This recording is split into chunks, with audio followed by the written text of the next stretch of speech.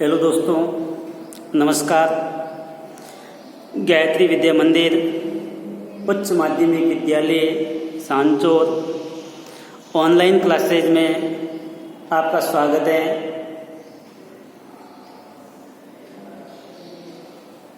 पढ़ने से पहले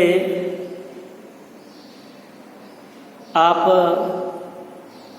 YouTube चैनल को सब्सक्राइब करें, बेल आइकन का बटन दबाएं ताकि जैसे ही नया वीडियो अपलोड होते ही आपको नोटिफिकेशन मिल जाए। आज हम क्लास 8 राजनीतिक विज्ञान का टॉपिक भारतीय संविधान में हम आज उनके लक्षण या विशेषताएं। तो कल हमने भारतीय संविधान की विशेषता पढ़ी थी संघवाद। आज हम पढ़ेंगे संसदीय शासन प्रणाली। तो देखिए, संसदीय शासन प्रणाली क्या है? तो लोकतांत्रिक शासन की वह प्रणाली जिसमें कार्यपालिका अपनी लोकतांत्रिक वैधता व्यवस्थापिका या कह सकते हैं संसद से प्राप्त करती हैं। तो देखिए, संसदीय शासन प्रणाली में दो भाग होते हैं, कार्यपालिका व व्यवस्थापिका। तो हमेशा कार्यपालिका संसद के प्रति या व्यवस्थापिका के प्रति उत्तरदायी होती हैं। भारत में भी संसदीय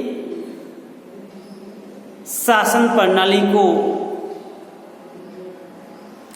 अपनाया गया है। संसदीय शासन प्रणाली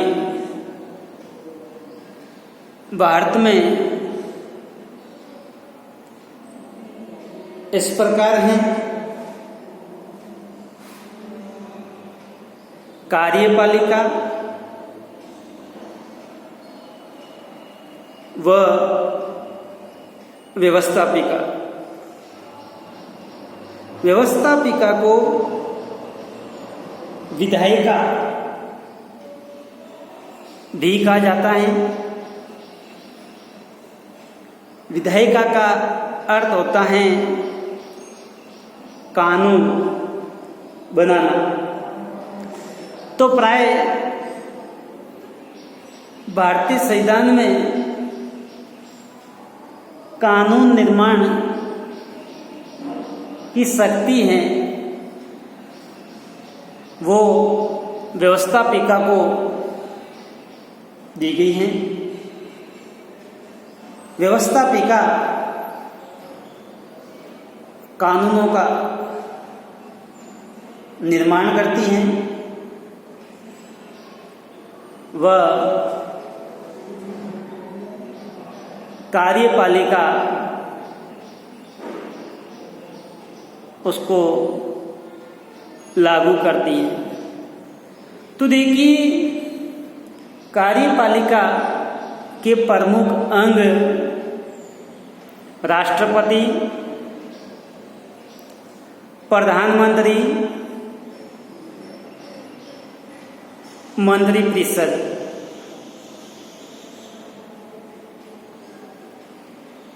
व्यवस्थापिका में राष्ट्रपति, लोकसभा, राज्यसभा,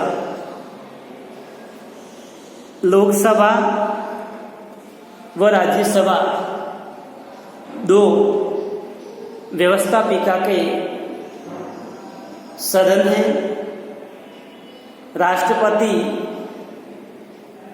लोकसभा व राज्यसभा, इन तीनों को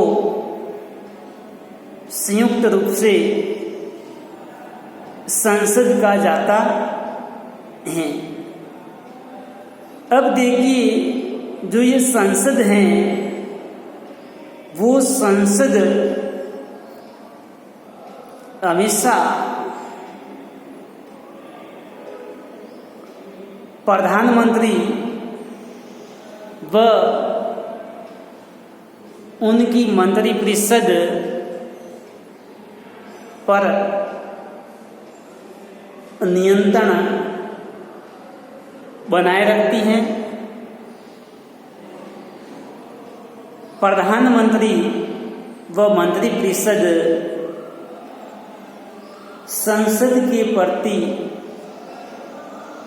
हमेशा उत्तरदायी होती हैं।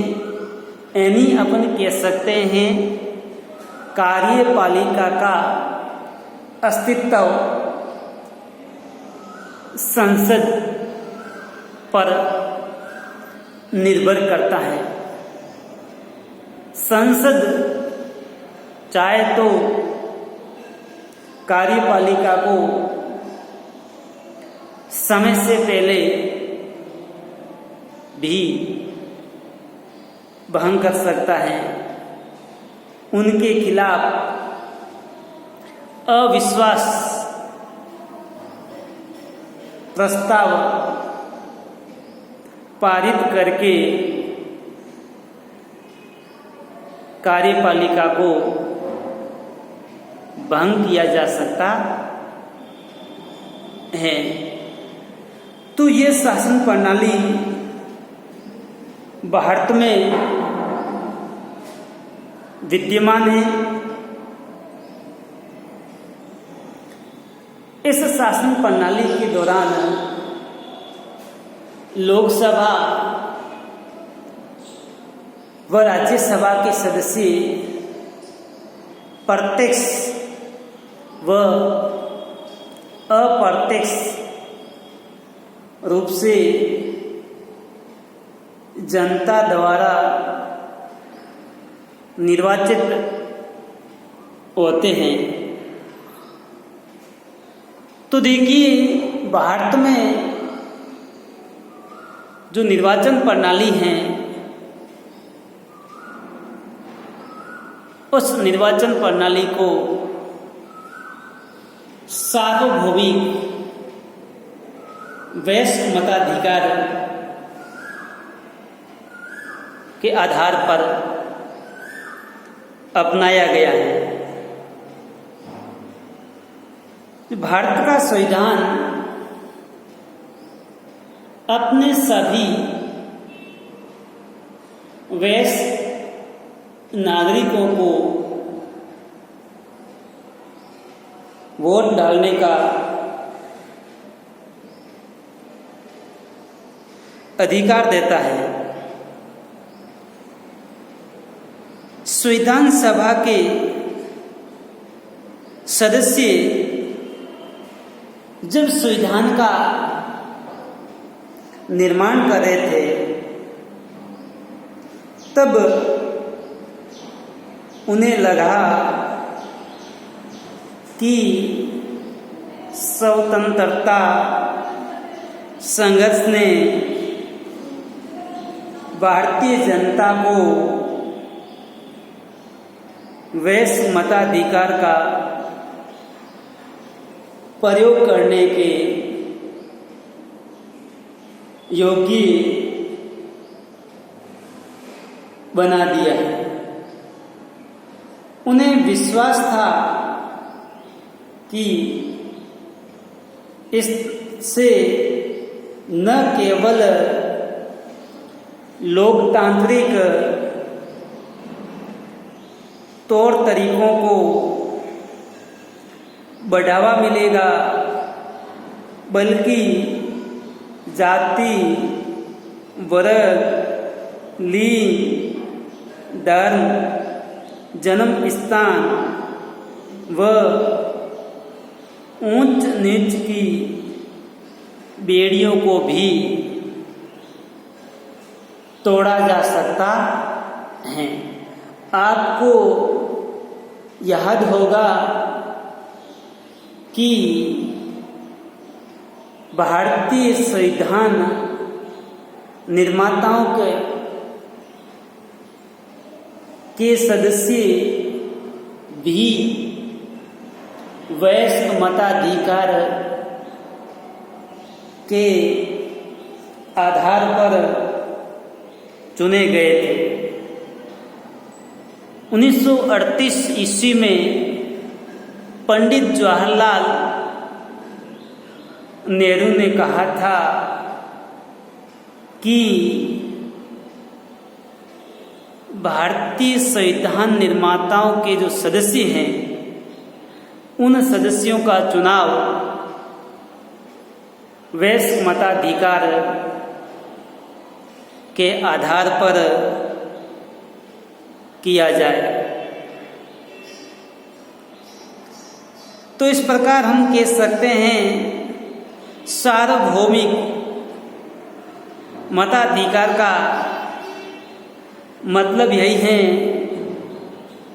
कि देश में निवास करने वाले सभी भारतीय नागरिकों को मताधिकार का संविधान में उल्लेख किया गया। अपने प्रतिनिधियों के चुनाव में देश के सभी लोग मतदान कर सकते हैं। उसको मतदान करने का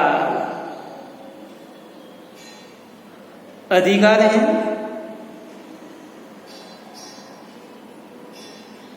तथा भारतीयों के साथ किसी भी प्रकार का कोई भेदभाव नहीं किया जाए। सभी नागरिकों को मतदान में समान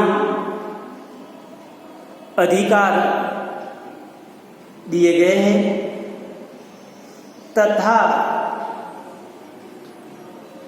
भारत का प्रत्येक व्यक्ति चुनाव लड़ने का अधिकार है,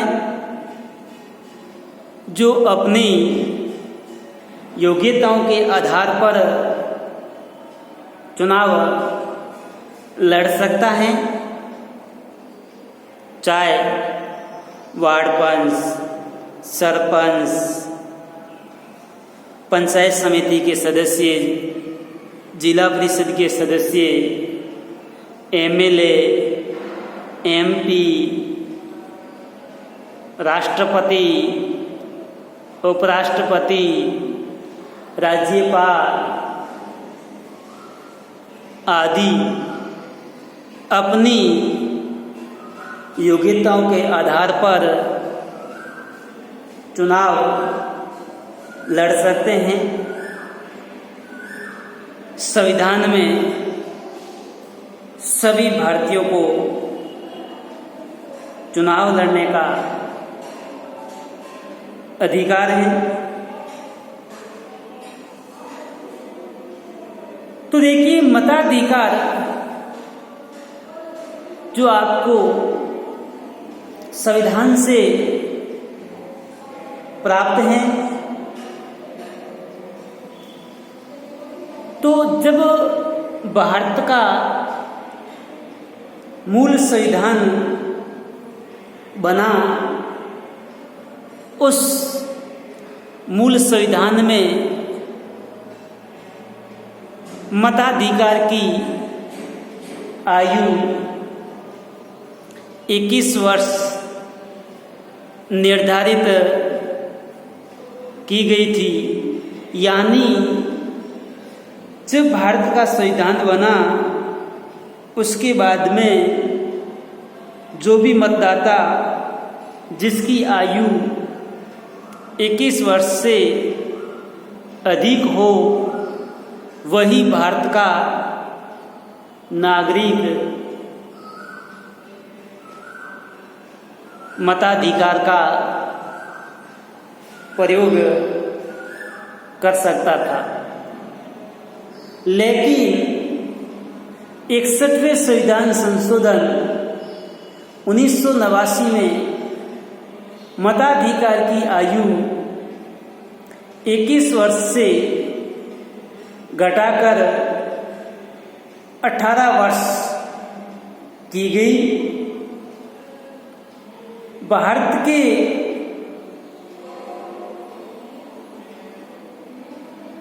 नागरिकों को जिसकी आयु 18 वर्ष से बिना किसी भेदभाव किए आपको मताधिकार है। अगला टॉपिक आपके मौलिक अधिकार। तो देखिए, मौलिक अधिकारों के बारे में हम कल विस्तार से अध्ययन करेंगे। मौलिक अधिकार भारत के संविधान के भाग 3 में अनुच्छेद 12 से लगा करके 35 तक मूल अधिकारों का वर्णन किया गया है। तो देखिए, मूल अधिकारों को भारतीय संविधान की आत्मा, हृदय कहा गया है। यहाँ तक डॉक्टर भीमराव अंबेडकर ने मौलिक अधिकार अनुच्छेद 32 संवैधानिक उपचारों का अधिकार, उसको आत्मा या मौलिक अधिकारों का हृदय कहा गया है। धन्यवाद। आज इतना ही।